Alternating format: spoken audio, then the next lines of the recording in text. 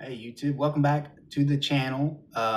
This one is going to be, we're in summertime now.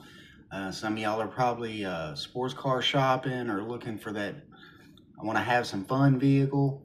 And maybe you're on a budget, right? You don't have new car money to go out here off the lot and buy a brand new performance car. So I'm gonna make this video for you guys, give you some of my top picks in various price ranges here in 2025 if you're looking for a summer play around car.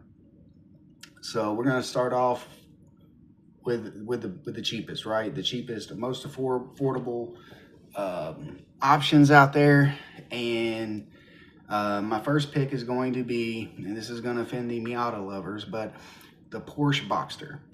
The Porsche Boxster, you can get a good example anywhere from $9,000 to $14,000, and they're a great car. Yeah, they have IMF bearing issues, but some of them, the newer ones, don't have as many issues. And also, if you want to spend a little bit more money and go with the Cayman, they're less problematic as well. But if you want that top down, sun in your face, sun and wind in your face, then the Boxster is a good pick. The reason I like the Boxster is because Porsche is probably the most reliable of the German manufacturers as far as performance cars go.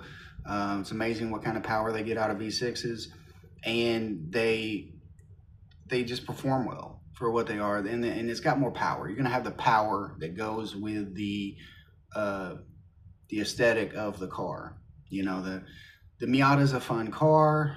Not everybody can fit in one, but the Miata it's a 4-cylinder, and it's zippy and it's lightweight, but you get a little bit more power, a little bit more oomph out of the Porsche Boxster, and because of depreciation, you can pick one up at a great price.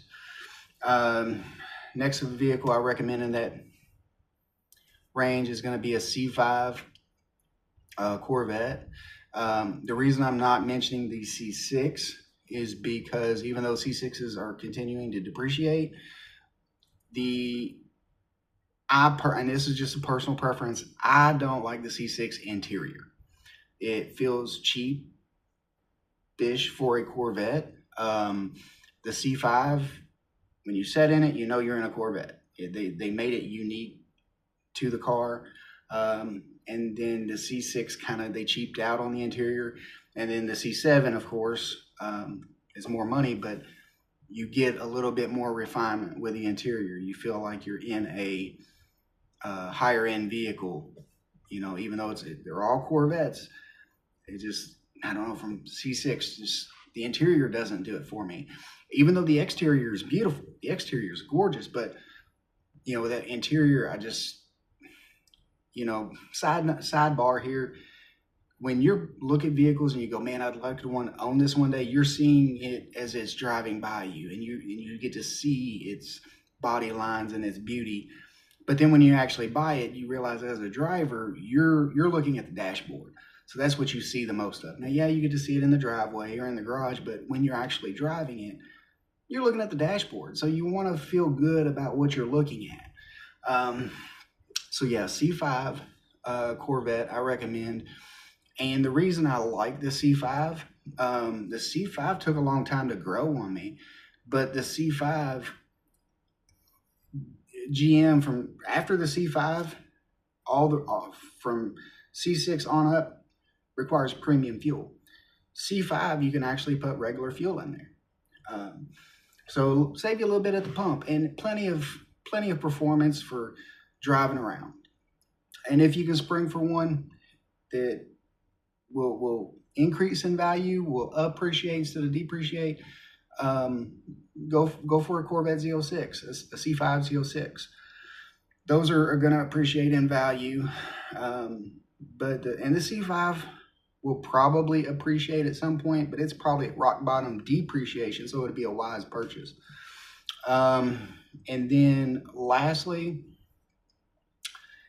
it's kind of a two-way tie.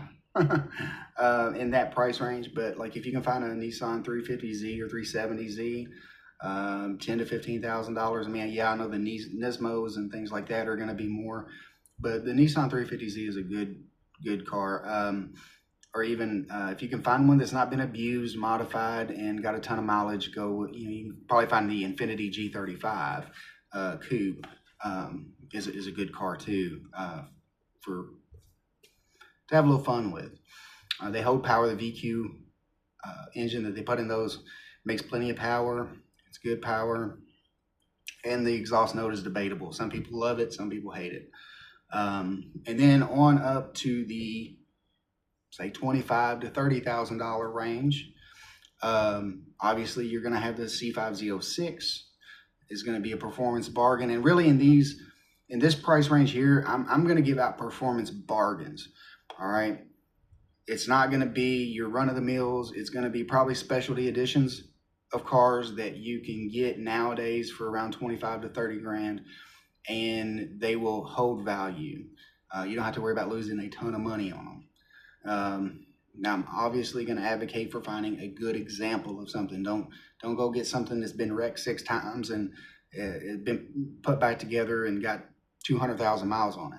I'm not saying that. I'm saying go find you a good example, maybe 1 or 2. Well, some of these cars are going to be passed around ownership, but like clean Carfaxes, no accidents, damage, things like that, and minimal miles to average. Minimum to average mileage, okay? So best value for your performance for your dollar is going to be your C5Z06, around $25,000 to $30,000.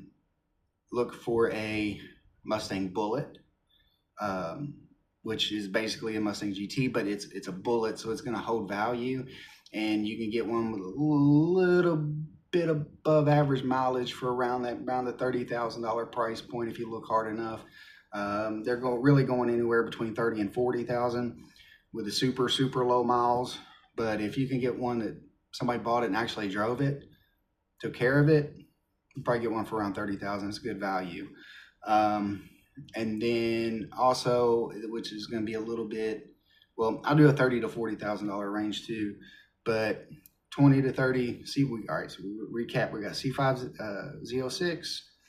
We've got a Bullet. And let's throw in a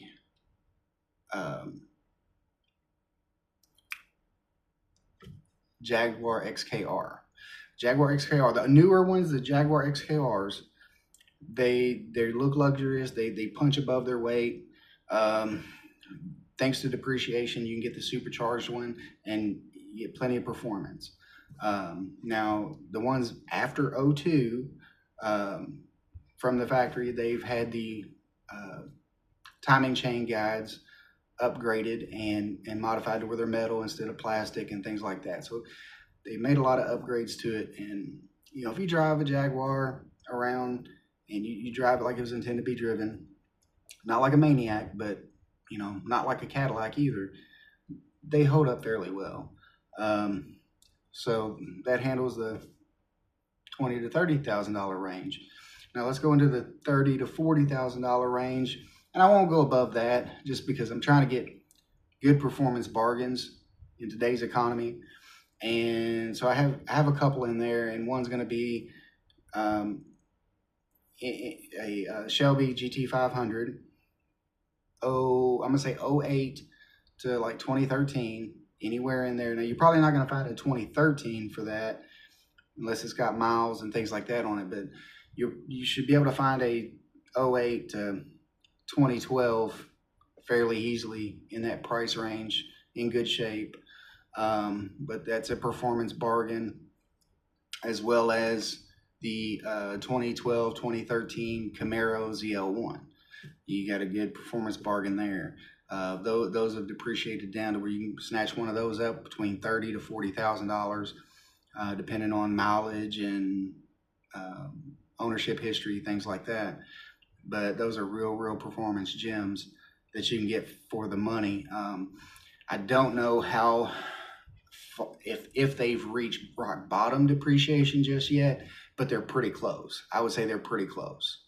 You know, not everybody can go out here and sign up for $70,000-$80,000 for a dark horse, a C8, or a